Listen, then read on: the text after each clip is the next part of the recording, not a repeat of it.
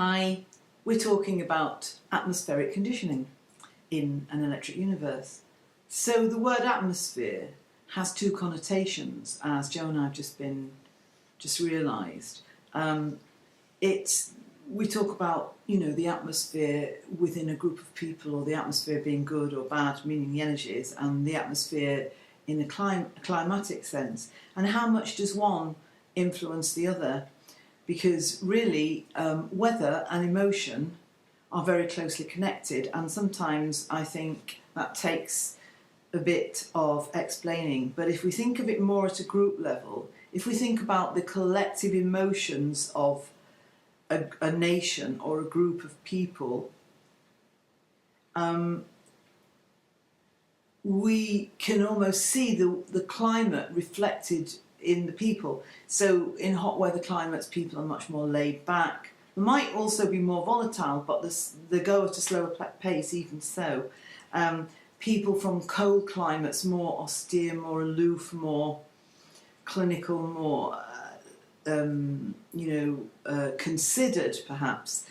So it's almost like chicken and egg, because which came first, the climate or the predisposition of the human race there, or is it in fact one feeding into the other? And I think very much really the conditioning of our atmosphere is having a great deal to say on people's behaviour and mood.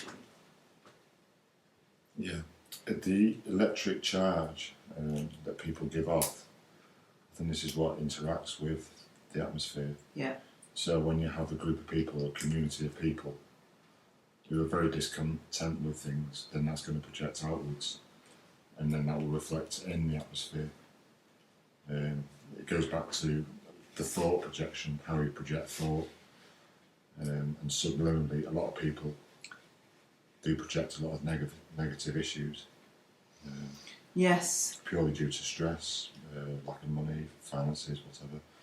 But it's always being powerless to do something, and this powerlessness is what projects our negative emotions. It's definite that the weather, the atmosphere, the light particularly, the sky, the light that's coming through has a frequency, and this has an effect. I mean, because you, now it's well documented that people have SAD. I mean, I get it, seasonal affective disorder. So it's when the sun suddenly disappears, and you're not getting that prana, that input of energy from the sun, because the sun is more than just this hot planetary thing in the sky. The sun has a core or a soul which is responsible for a lot of other things. Well, we won't go into that quite here, but it's also been long documented. The moon, the tidal, the effect of the moon on the tides, the effect of the moon on on human emotions, particularly collectively when people have mass hysteria, or people are more inclined to,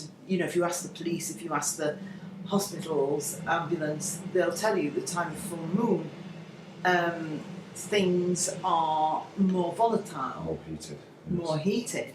Now, as an astrologer, we would say what you would add to that would be where the moon is. So the moon in a very volatile sign like Sagittarius would give rise to this kind of much more unrestrained revelry. In a more cooler sign like Aquarius, it might be more responsible for people dispersing and not actually being seen as much in the collective or group sense.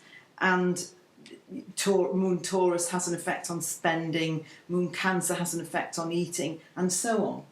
And so it's only a small step away to knowing that the whole of the planetary system is affecting mood and weather and atmosphere, and that is something which is almost programmed in now to with our species and within our solar system. Yeah.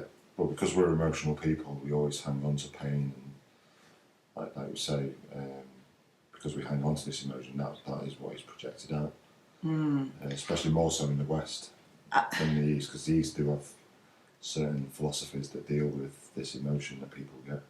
Yeah. And when practiced, the people over there do deal with things. I think, I think we tend to think of it one way. People are more and more aware that the atmosphere or the weather is having an effect on them. What I think we tend to forget is that we in turn are having an effect on the weather. Oh, subconsciously, we always enjoy the weather, don't we? When it's No. I mean, our collective mood as a group, as a nation, and what we're putting out, what we're signalling, is feeding back to the weather. Yes. The weather feeds us, and we feed back to the weather. Yeah.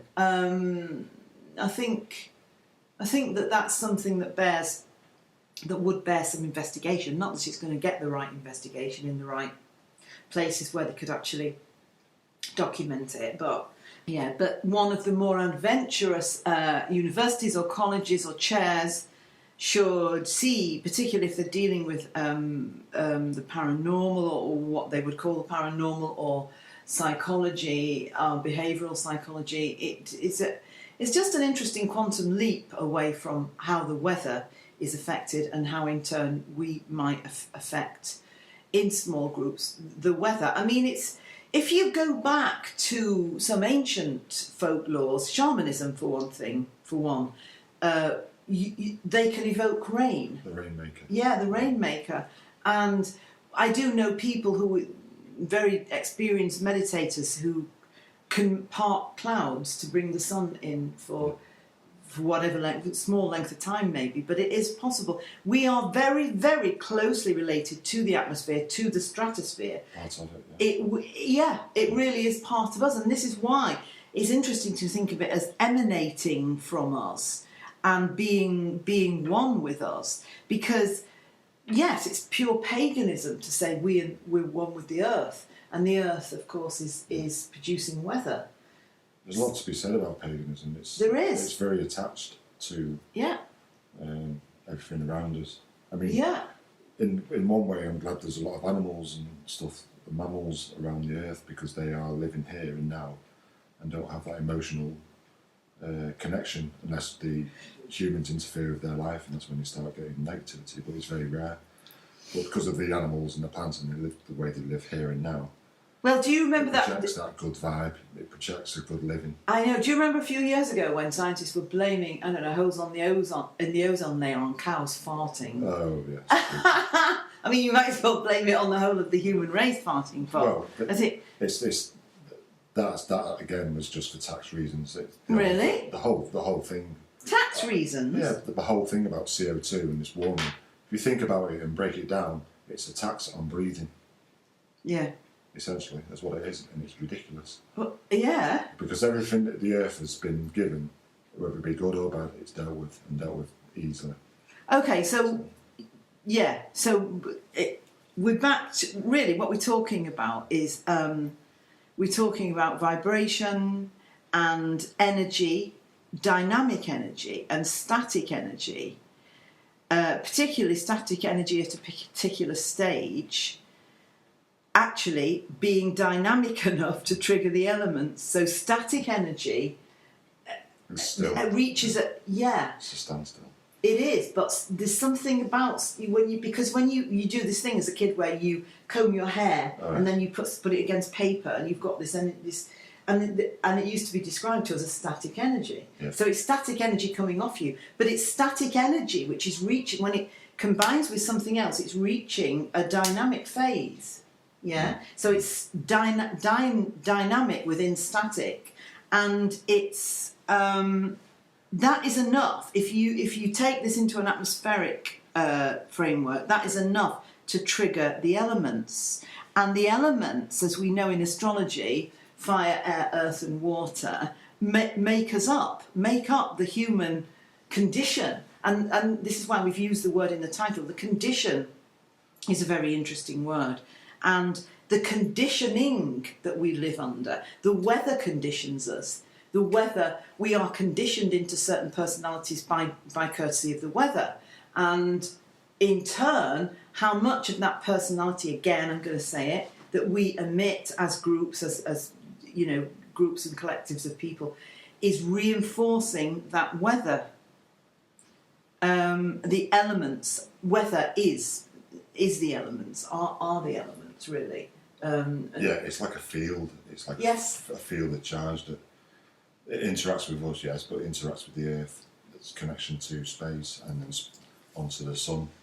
And this is the communication medium for the universe.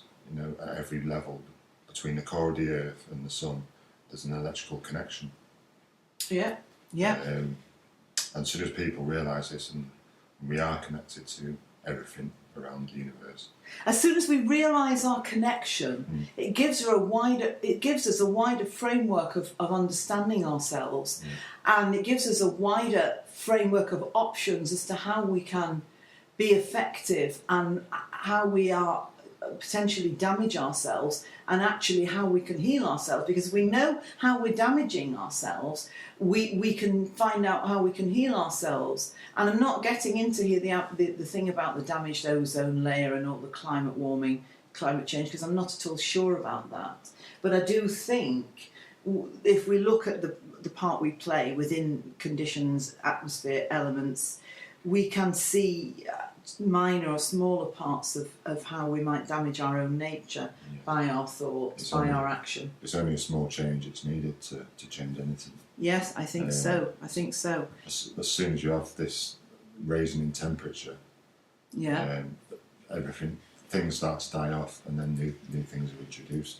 So the whole paradigm of the Earth changes, which is what we call our environment. And you see, it's said that any alien intervention predominating from other dimensions is after one thing and one thing alone, and that's the emission or transmission of negative emotion, fear, anger, jealousy, grief. Yeah. And these are engendered by humanity as a whole, and they permeate the atmosphere, and eventually the stratosphere or the atmosphere, they permeate that as well, like a gas. And the astral plane is made up of pure emotion, if you think about it. It's always been held as a tenet of esoteric and occult wisdom that the astral plane is the effluence of all human emotion. And therefore the weather must be, to a very great extent, a consequence of our emotion, which is another word for mood. Yes. And again, as I started by saying, it may explain why some places and parts of our globe are prone to more fierce weather conditions than others, because temperament and emotion and climate are not mutually exclusive. Yeah, I think going to a public point of view is a lot of people are subjected to a lot of negative news reports. Oh yes. There's a lot of negativity going in the world, and this in turn, if everyone hears this at the same time on the news, it's a thought process of how it's feeling, and then that projects as a whole form of energy. It does. And I think this is why we're having this strange weather at the moment. Well, I think the conditioning is definitely from the weather as well. I think the negative conditioning. For instance, I heard it said, and again this is going back a few years, by three, I don't know what they were scientists of some description, young guys, regularly taking holidays abroad, and they noted that when they flew into Manchester Airport, this is the north of England, one would meet unexpectedly a bank of cloud that wasn't there otherwise. And so they started to look at this and say, why is this so? And there was no actual feasible reason for it. So where in a I don't know what's the word, in a geological sense, there's no. In other words, this cloud is something manufactured. Yes, the Southerners call it it's grim up north. Yes, they do. But these guys were saying. But it's a form of projection, isn't it? Again, it's a projection from the sun. Well, it's something. I mean, they've admitted. They talk about the project they did a few years ago, getting the weather. Where the Northern Lights are, where's that? Over the Arctic. Yes, and they were interfering with the weather over there to make the days longer so they'd have more daylight. Yeah. And it's an easy thing to do, and if you think about it, it's a fundamental to people that their element. Some people are happier in rain, of course, and some people are happier in cold climates. But if you generally subject people to long periods of grey, drizzly, dark, low skies. Yeah. It's oppressive. It is oppressive. And there's a strange sort of light that we get in England, which is neither one thing nor the other. It looks like it might be going to be sunny, but on the other hand, it looks like that kind of light, silvery pewter colour you get when it's foggy. And this light is very dismal, because I always note it now and I think, oh, it's that awful light again, where it has an effect on me, and I don't know, I can't explain it. It's not an emotion. It's just like there. And the minute it goes, my spirits lift. Now, when I've discussed this with other people, they've said, yeah, I know exactly what you mean. But you only get it in England. Well, you might get it in other parts of Europe, but they certainly don't get it in France, Greece, Spain, Italy. Yeah. These, they do not. Yeah. So it's something peculiar to England or Scotland or I think people's personalities in the United Kingdom has a certain amount of effect on the way we think about things. Yeah. So if you go on the continent, people are very pleasant. They've got time of day for you. Yeah, but again, you see, look at the weather. Look at the weather. It's lovely, yeah. Yeah. Most of the time. It's not to do with how cold it is. It's to do with the lightening of the sky. Yeah. Everything is to do, I think, with this stratosphere, this atmosphere, this cloud formation, and the sky, and the light that comes or is inhibited by the sky is permitted or inhibited by that conditioning. Yeah. And I think that more and more people with the know-how should investigate it. Yes. And probably they have, so maybe there are websites out there that already are devoted to... Yeah, it's independent researchers to do this, because it'd never be funded. But no, that's what I'm trying to say. Nobody with any influence, except maybe the more adventurous side of some of the universities might actually do it. Yeah. And let's hope they will as time goes on. If you could find a way to tax it, then they probably will do a bit of research in it. Yeah. Well, thank you very much for joining us again on The Electric Universe.